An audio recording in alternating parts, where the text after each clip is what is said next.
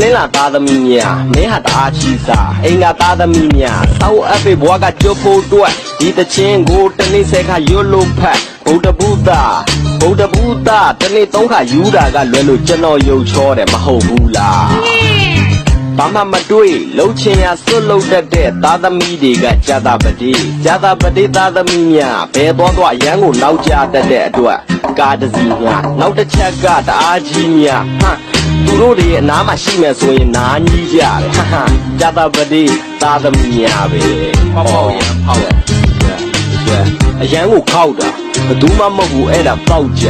နောက်တစ်ခါထပ်ပြောမှဖြစ်မယ်အရန်ကိုခောက်တာဘယ်သူမှမဟုတ်ဘူးအဲ့ဒါပေါက်ကြယူနေလို့ပါဗျာ စနေသားသမီးများအနေထားအရာပြောမယ်ဆိုရင်တော့ဒီနှစ်မှာပဲသေမှာမြန်သေတန်းစီသေအကုန်သေမသေရင်သေအောင်ရရလောက်တတ်မှာသေ